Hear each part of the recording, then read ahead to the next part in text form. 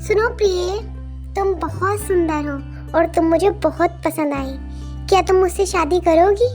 एक बार एक सुंदर सी राजकुमारी बगीचे में अपनी सहेलियों के साथ खेल रही होती है। वहीं पर पेड़ के पीछे एक इच्छाधारी नाग उसे देख रहा होता है। वाह, ये राजकुमारी तो बहुत ही सुंदर है। मैं इस राजकुमारी से ही शादी करूंगा, चाहे जो हो जाए। वह सांप अपना रूप बदलकर एक बहुत ही सुंदर राजकुमार के रूप में बदल जाता है और वह राजकुमारी के पास जाता है। उससे कहता है, सुनो प्रिय, तुम बहुत सुंदर हो और तुम मुझे बहुत पसंद आई। क्या तुम मुझसे शादी करोगी? आप ही कैसी बातें कर रहे हैं? और शादी की बात आप मेरे पिताजी से कीजिए, मुझसे नहीं। ये कहकर राजकुमारी वहाँ से चली जाती है। वह सुंदर राजकुमार राजकुमारी के पिता के पास जाता है। मुझे आपसे कुछ बात करनी है। मुझे आपकी बेटी बहुत पसंद है, मैं उससे शादी करना चाहता हूँ। अरे, तुम तो बहुत सुंदर राजकुमार हो। बिल्कुल, हम तुम्हारी शादी अपनी बेटी से जरूर कराएंगे।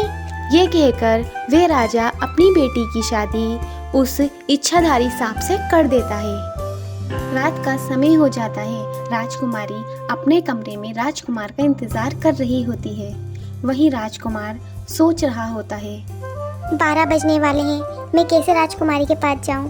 अगर मैं उसके पास गया तो मैं अपने असली रूप में आ जाऊंगा और वो मुझे पहचान लेगी। मैं वहां नहीं जा सकता। इनको पता नहीं क्या हुआ है, ये अभी तक नहीं आए, पता नहीं कहाँ रह गए। वह उसका इंतजार कर रही होती है और खिड़की में से देखने लगती है। बाहर देखने पर उसे पता लगता है कि उसका पति बाहर खड़ा है। ये बाहर क्यों खड़े हैं? ये अंदर क्यों नहीं आ रहे हैं? 12 बजने वाले हैं, ये बाहर ही खड़े रहेंगे क्या? जैसे ही घड़ी में 12 बजते हैं, वह इच्छाधारी सांप अपने असली रूप में आ जाता है और एक सांप बन जाता है। हे भगवान, मेरी शादी किससे हो गई? एक सांप से? ये तो इच्छाधारी सांप है। अब मैं क्या करूंगी? मैं क्या करूंगी? ये क्या हो गया पिताजी? वह इच्छाधारी सांप अपनी पत्नी की चीख की आवाज सुन लेता है और उसके पास जाता है। वह एक राजकुमार के रूप में बदल जाता है। मुझे माफ कर दो, तुम इतनी सुंदर थी कि मैंने रूप बदलकर तुमसे शादी की। लेकिन अब मैं तुम्हारे साथ रहना चाहता हूँ। अगर तुम चाहो तो यहाँ से जा सकती हो। अब मैं यहाँ से कैसे जा सकती हूँ? मेरी शादी हो गई है तुमसे। अब मैं सबसे क्या कहूँगी कि मेरी शादी एक इच्छाधारी सांप से हुई है या किसी राजकुमार से? मुझे माफ कर दो। अब जो सच है वो सच है, मैं इसे बदल नहीं सकता। तुम चाहो तो यहाँ से जा सकती हो। नहीं, मैं वादा करती हूँ कि मैं इस राज को राज ही रखूंगी और यहाँ ऐसे ही तुम्हारे साथ पूरी जिंदगी बिताऊंगी। अब वो राजकुमारी एक इच्छाधारी सांप के साथ रहने लगती है और ऐसे ही अपनी जिंदगी बिताने लगती है। आज हम आपको सुनाएंगे जादुई परी की कहानी। एक परिस्तान में बहुत सारी परियां रहा करती थीं। उनमें से एक परी का नाम था टोनी परी। टोनी परी परिस्तान के राजा की बेटी थी। वे बहुत ही सुंदर और चंचल भी थी। एक बार परिस्तान के राजा अपनी पत्नी से कहते हैं, ए भगवान, सुनती हो? ये जो पंख रखे हैं, ये कोई ऐसे वैसे पंख नहीं है, ये जादुई पंख हैं। तुम ध्यान रखना, ये पंख यहाँ से कोई चुरा न ले। आप मत फिक्र कीजिए जी, मैं ध्यान रख लूंगी कि ये पंख कोई न लेकर जाए यहाँ से। ये सारी बातें टोनी परी सुन रही होती है। वह सोचती है, क्यों ना मैं ये पंख ले लूं? फिर मेरे पास 2-2 पंख हो जाएंगे और मैं कितनी सुंदर लगूंगी। मैं यहाँ पर खड़े होकर इंतजार करती हूँ कि पिताजी कब बाहर जाएंगे। जब पिताजी बाहर जाएंगे तो मैं उनके कमरे में जाकर के ये पंख ले लूंगी। वह बाहर इंतजार करती है कि उसके पिताजी कमरे से बाहर जाएं। जैसे ही उसके पिताजी कमरे से बाहर जाते हैं, वह कमरे के अंदर जाती है। कहाँ है? कहाँ है मेरे जादुई पंख?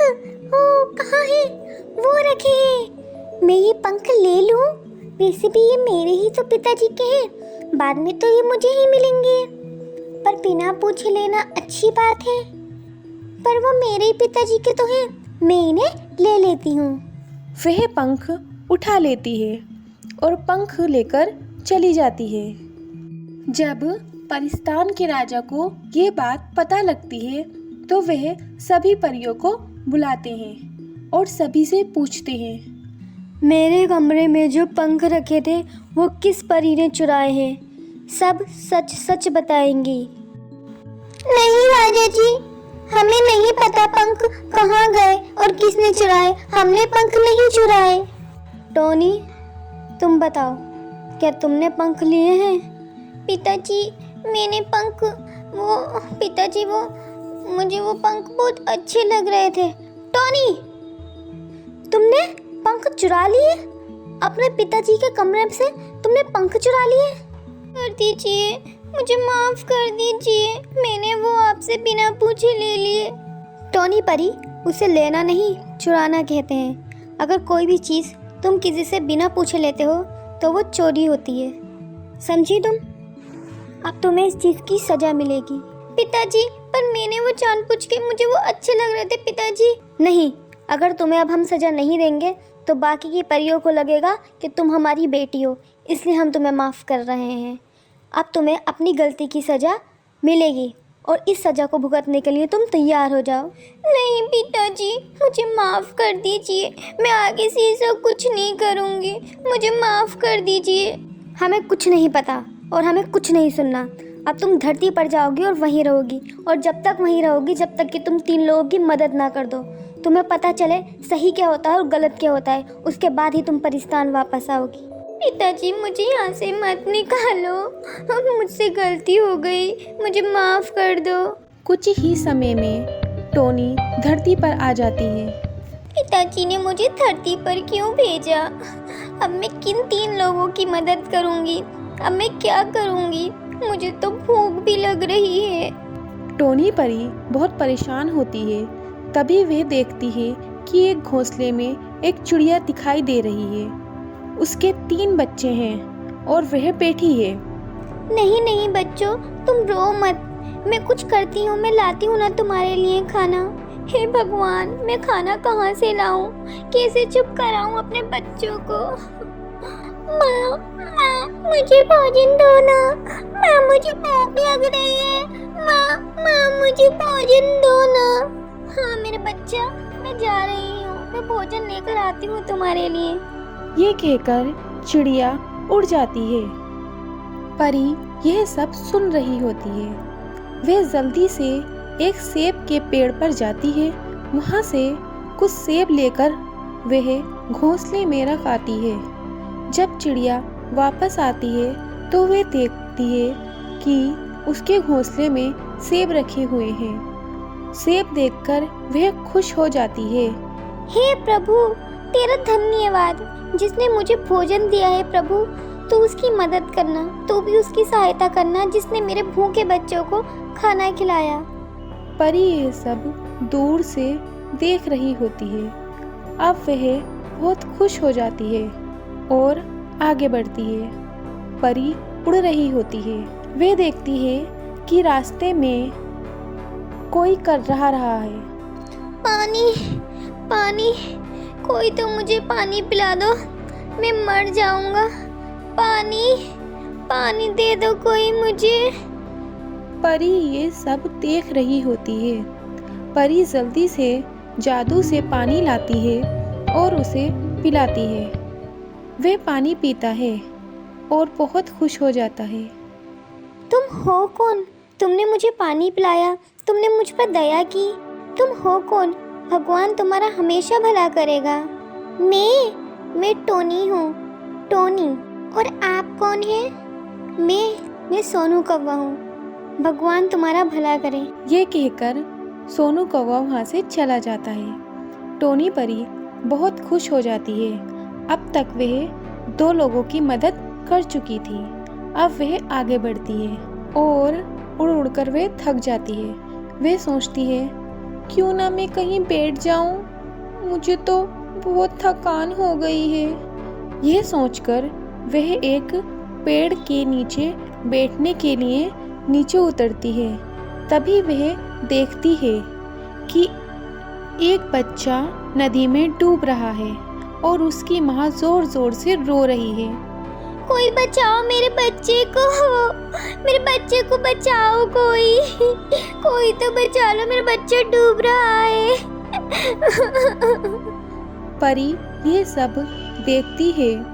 देखते ही देखते वह पानी से बच्चे को बाहर निकाल देती है। हे भगवान, आपका धन्यवाद, आपने मेरे बच्चे की जान बचाई। भगवान आपकी हमेशा मदद करे, कभी आप पर कोई मुसीबत ना आए। कोई बात नहीं बहन, बच्चे तो छोटे होते हैं ना, तो आपको बच्चों का ध्यान रखना चाहिए। ये कहकर परी वहाँ से उड़ जाती है। उड़ते उड़ते वह अचानक गायब हो जाती है और परिस्तान में पहुँच जाती है। सभी उसे देखकर बहुत खुश हो जाते हैं। मेरी बच्ची, तू वापस आ गई, मैं बहुत खुश हूँ, मैं बहुत ज़्यादा खुश हूँ मेरी बच्ची। पिताजी मुझे माफ़ कर दीजिए, मैं बहुत बुरी हूँ ना, मैंने गलती की, मैंने आपकी बात नहीं मानी, मुझे माफ़ कर दीजिए। कोई बात नहीं मेरे बच्चे, तूने धरती पर बहुत अच्छा काम किया, तूने लोगों की मदद की, इसीलिए जो पंख तूने चुराए थे आज से वो पंख तेरे हो गए। टोनी अब परिस्तान में नए नए पंखों के साथ खुशी खुशी रहने लगती है।